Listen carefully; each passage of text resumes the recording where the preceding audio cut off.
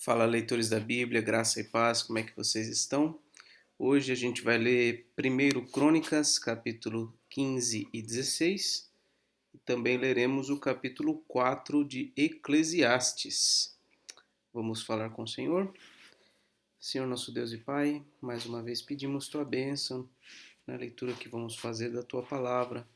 Que seja o Senhor glorificado em tudo que fazemos, em tudo que pensamos, em todas as nossas palavras e ações.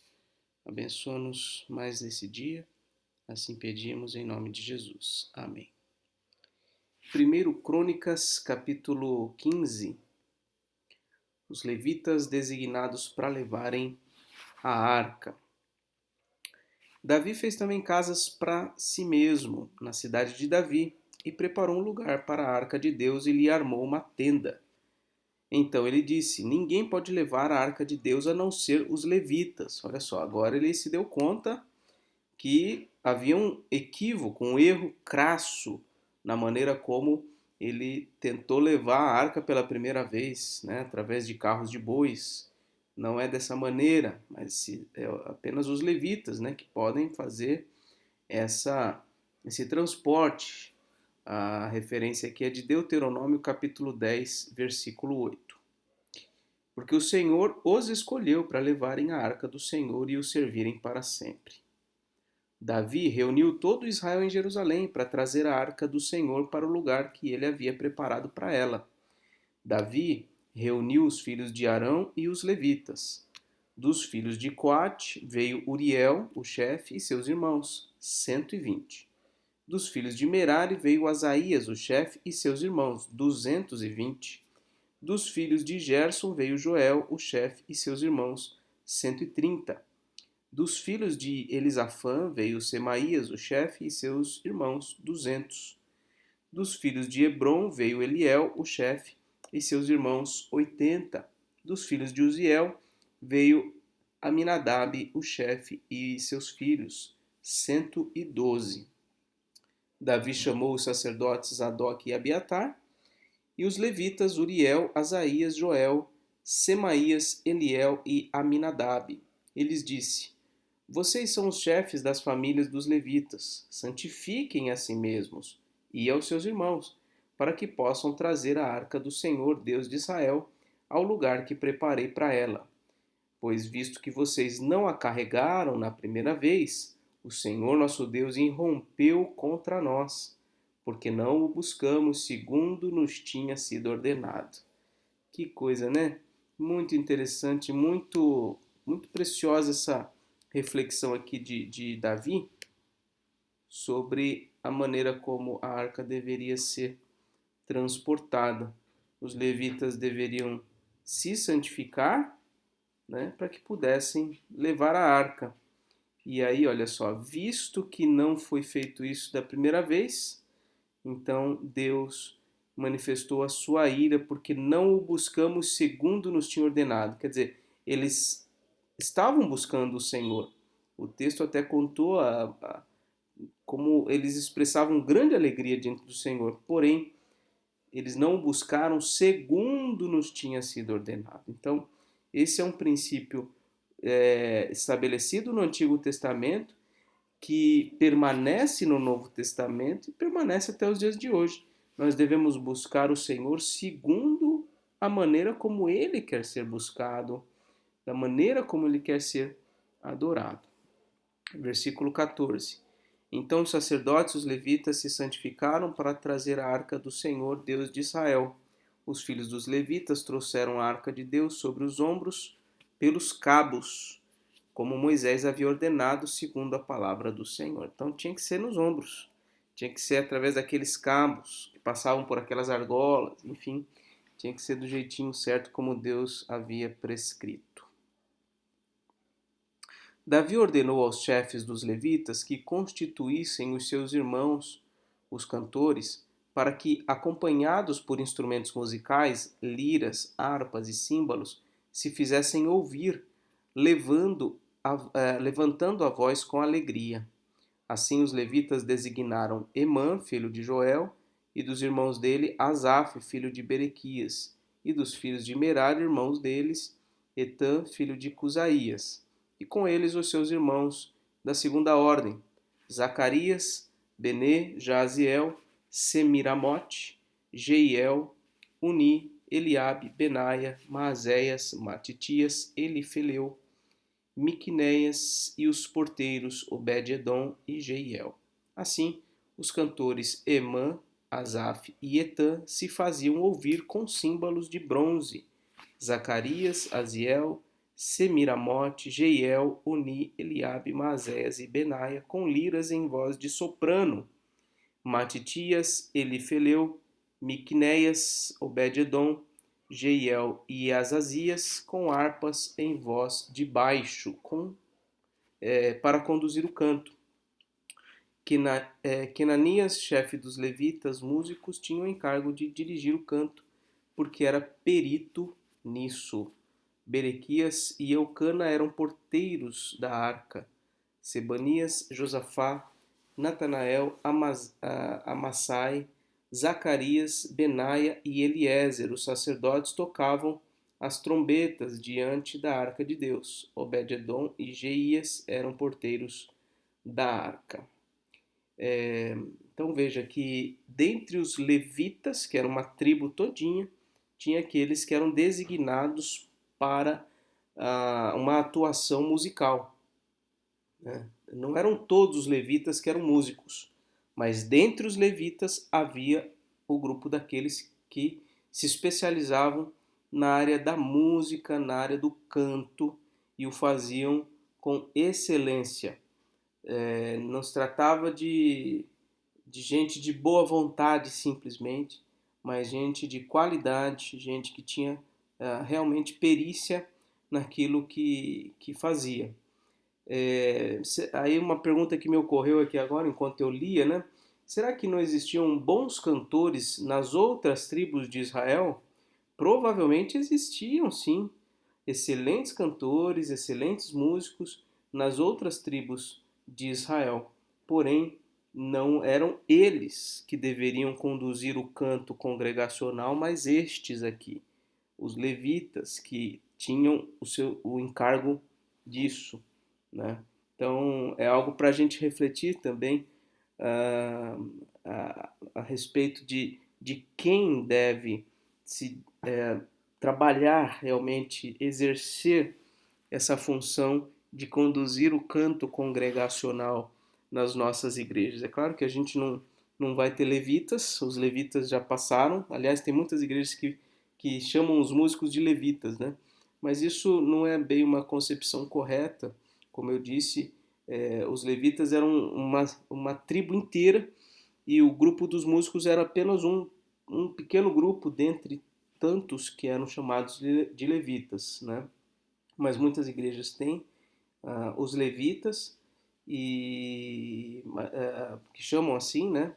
Mas o fato é que as igrejas precisam considerar o grupo de pessoas, de irmãos, de irmãs que trabalham, que exercem o canto, uh, os instrumentos ali, que tocam os instrumentos, considerar estes como pessoas que têm um chamado, um serviço especial no culto a Deus e devem ser pessoas santas, pessoas preparadas, pessoas dedicadas nessa missão.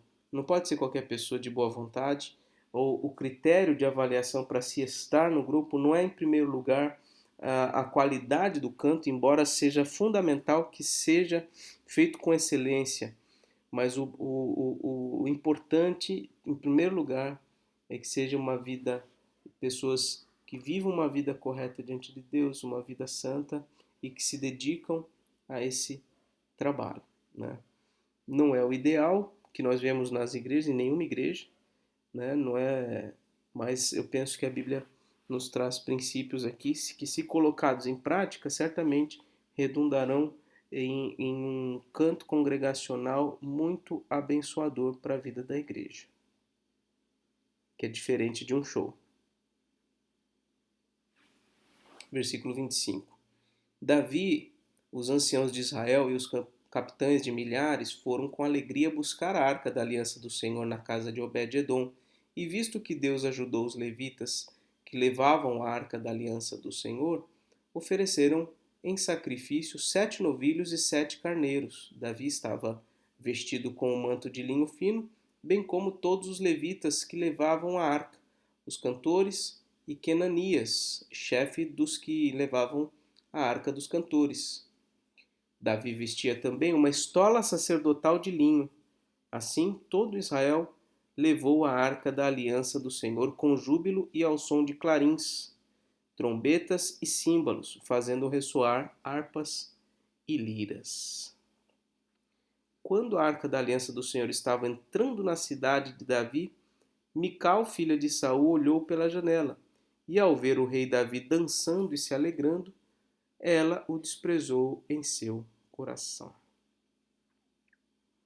Mical, que foi filha de Saul, olhou para Davi e o desprezou por ele estar dançando e se alegrando naquele momento em que a arca estava sendo conduzida até Jerusalém. Agora o capítulo 16. Levaram a arca de Deus e a puseram no meio da tenda que Davi tinha preparado para ela. Então trouxeram holocaustos e ofertas pacíficas diante de Deus. Depois de trazer os holocaustos e as ofertas pacíficas, Davi abençoou o povo em nome do Senhor e repartiu a todos em Israel, tanto homens como mulheres, a cada um bolo de pão, um bom pedaço de carne e passas. Então foi realmente uma festa, que terminou com o partir ali do bolo, né, e doces, enfim. Se fosse hoje, teria brigadeiros, né, teria bolo de, sei lá, de frutas, mas nesse contexto houve então essa festa, uma celebração muito grande. No texto paralelo que nós lemos anteriormente, não sei se eu acho que foi no livro dos Reis, né? Eles fizeram muitos sacrifícios, a cada tantos passos eles sacrificavam vários animais. Então, uma festa muito grande, um ato de louvor, de adoração a Deus, né? Bastante alegre, bastante festivo. Versículo 4: Designou dentre os levitas os que haviam de ministrar diante da arca do Senhor e celebrar, louvar e exaltar o Senhor Deus de Israel, a saber, Asaf, o chefe, Zacarias, o segundo, e depois Jeiel, Semiramote, Jeiel, Matitias, Eliabe, Benaia, Obed-edom e Jeiel, com liras e harpas, e Asaf fazia ressoar os símbolos. É possível que esse Asaf seja aquele dos Salmos, Salmo de Asaf. Você já deve ter visto isso no livro dos Salmos, a gente leu, né, e viu. Talvez seja esse homem aqui. Os sacerdotes Benaia e Jaaziel estavam continuamente com trombetas diante da arca da aliança de Deus. Foi naquele dia que Davi encarregou pela primeira vez o Asaf e os seus irmãos de celebrarem com hinos o Senhor. Então, olha só que nota histórica interessante, né? Até aquele dia não havia prática da celebração com hinos ao Senhor. Então, naquele dia, Davi encarregou Asaf e os seus irmãos de celebrarem com hinos o Senhor. E aí temos aqui um hino, um exemplo de hino de adoração ao Senhor, do Salmo 105, 96 e 106.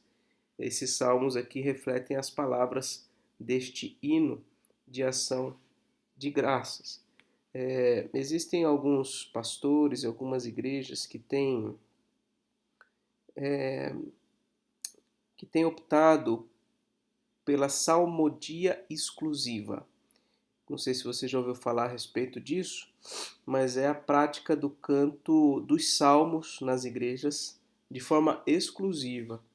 Ou seja, não se cantam outros hinos ou outros cânticos que não sejam os salmos, né? Particularmente, eu entendo que cantar as escrituras é o ideal, é isso que deve pautar as canções de louvor a Deus. Cantarmos a palavra de Deus é algo prescrito pelo Senhor, mas particularmente eu não vejo problema de cantarmos cânticos e hinos que sejam de outras partes da Bíblia. Cantar, por exemplo, Ainda que a figueira não floresça, lá de Abacuque, é cantar as Escrituras. Né? Um cântico, por exemplo, baseado no Pai Nosso, ou em alguma parte das cartas de Paulo, por exemplo, né? Porque dele, por meio dele, para ele são todas as coisas, é cantar as Escrituras. Então, eu entendo que nós devemos cantar as Escrituras como um todo. Embora o livro dos Salmos seja um compilado de textos que foram usados para o louvor ao Senhor nos dias do Antigo Testamento, não creio que sejam as únicas escrituras que nós devemos cantar. Devemos cantar os salmos. Aliás, particularmente na minha igreja, nós não cantamos os salmos. A gente deveria aprender a cantar os salmos, sem dúvida alguma, mas também cantar outros trechos das escrituras, né? E particularmente também não vejo como sendo pecaminoso cantarmos cânticos espirituais que reflitam verdades bíblicas, tá? Que não sejam frases literais das escrituras, mas que reflitam verdades bíblicas, hinos ou cânticos, enfim.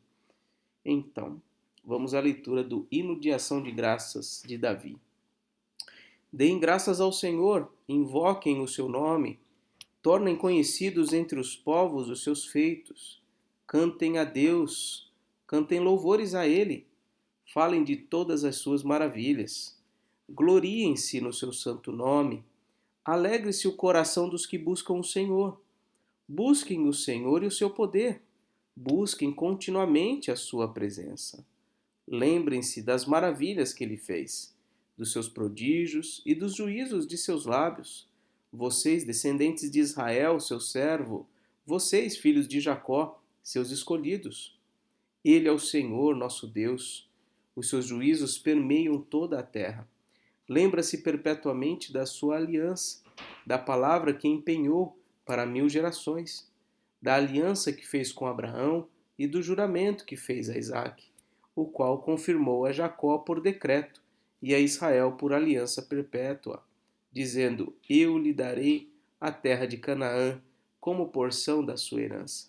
Então eles eram um pequeno número, pouquíssimos estrangeiros na terra de Canaã. Andavam de nação em nação, de um reino para outro reino. Deus não permitiu que ninguém os oprimisse e por amor deles repreendeu reis, dizendo: Não toquem nos meus ungidos, nem maltratem os meus profetas. Cantem ao Senhor todas as terras. Proclamem a sua salvação dia após dia. Anunciem entre as nações a sua glória, entre todos os povos as suas maravilhas. Porque o Senhor é grande e digno de ser louvado, mais temível do que todos os deuses. Porque todos os deuses dos povos não passam de ídolos. O Senhor, porém, fez os céus. Glória e majestade estão diante dele, força e alegria no seu santuário. Deem ao Senhor, ó famílias dos povos, deem ao Senhor glória e força. Deem ao Senhor a glória devida ao seu nome. Tragam ofertas e entrem nos seus átrios. Adorem o Senhor na beleza da sua santidade. Tremam diante dele todas as terras, pois ele firmou o mundo para que não se abale. Alegrem-se os céus e a terra exulte. Diga-se entre as nações: o Senhor reina. Ruja o mar e a sua plenitude. Alegre-se o campo e tudo o que nele há. Cantem de alegria as árvores do bosque, na presença do Senhor, porque vem julgar a terra. Deem graças ao Senhor, porque ele é bom, porque a sua misericórdia dura para sempre. E digam: salva-nos, ó Deus, da nossa salvação, congrega-nos e livra-nos das nações, para que demos graças ao teu santo nome e nos gloriemos no teu louvor. Bendito seja o Senhor, Deus de Israel, de eternidade a eternidade. E todo o povo disse: Amém, e louvou o Senhor. Então esse é um hino, na verdade, que reúne vários trechos de vários salmos, como a gente viu, né? Como está aqui, né, no versículo 8, Salmo 105, 96 e 106. Versículo 37. Então Davi deixou Asaf e seus irmãos ali diante da arca da aliança do Senhor, para ministrarem continuamente diante dela, segundo o que estava ordenado para cada dia. Também deixou Obed-edom com seus irmãos, em número de 68, bem como Obed-edom, filho de Jedutum, e Osa, para serem porteiros. E deixou Zadok, o sacerdote, e os sacerdotes, seus irmãos, diante do tabernáculo do Senhor, num lugar alto de Gibeão, para oferecerem continuamente ao Senhor os holocaustos, sobre o altar dos holocaustos, de manhã e de tarde, segundo tudo que está escrito na lei que o Senhor havia ordenado a Israel. E com eles deixou Emã, Jedutum e os demais escolhidos, que foram nominalmente designados para louvarem o Senhor, porque a sua misericórdia dura para sempre.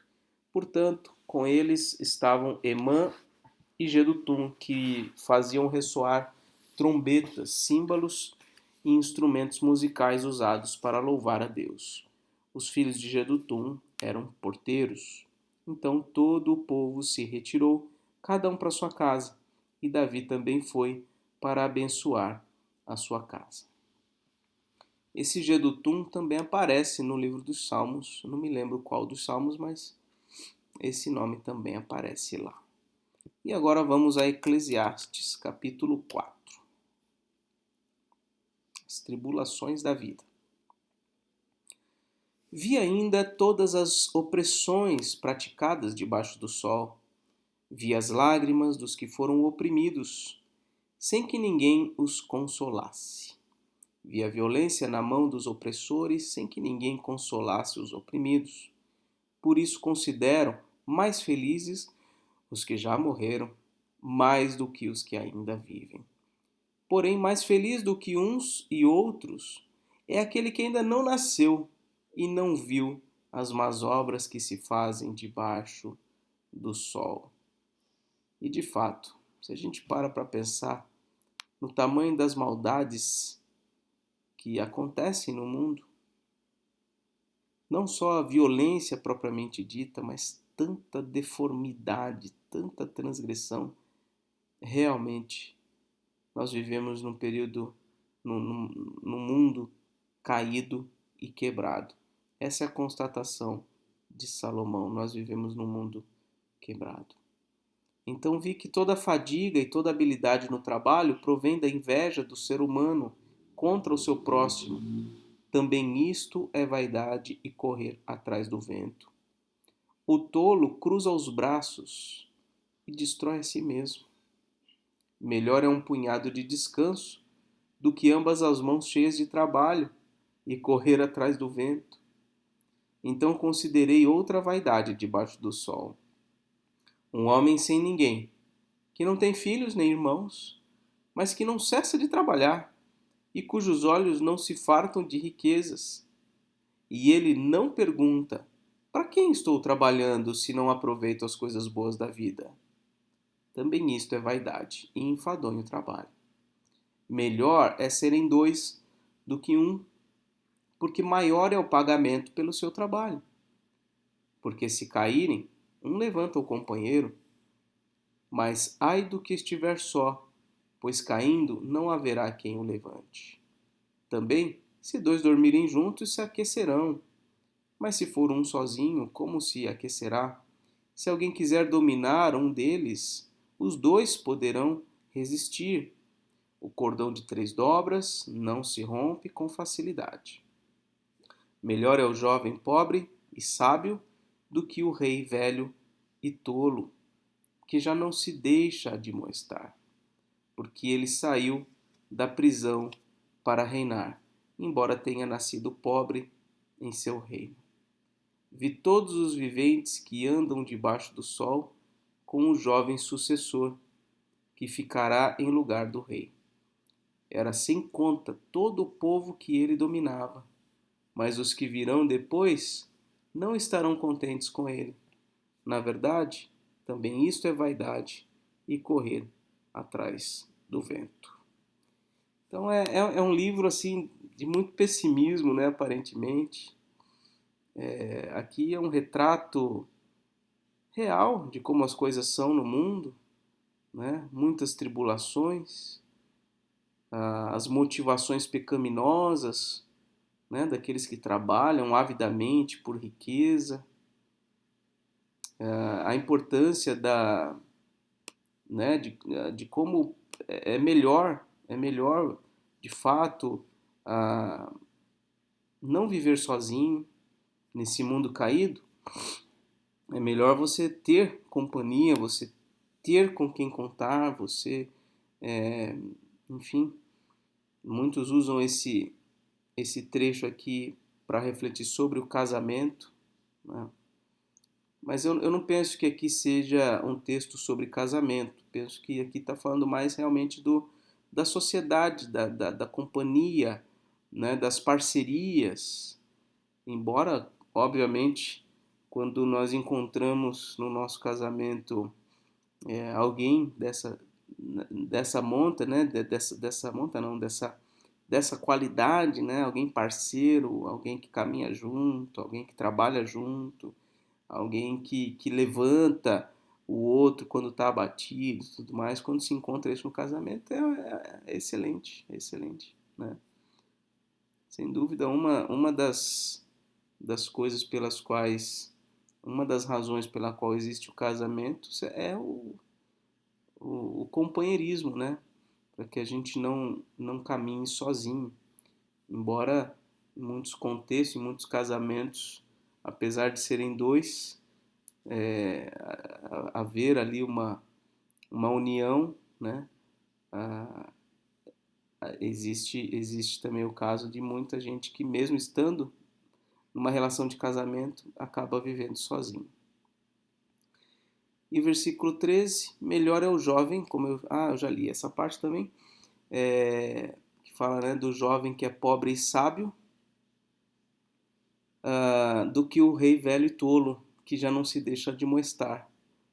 Então, realmente, há uma grande vantagem nos jovens, né, que são ensináveis.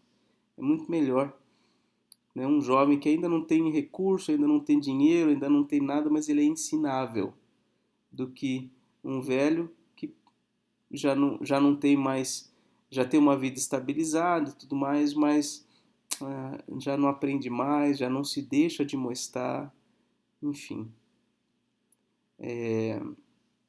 Então, terminamos aqui a leitura de hoje. Que Deus te abençoe, um forte abraço e até mais, se Deus quiser.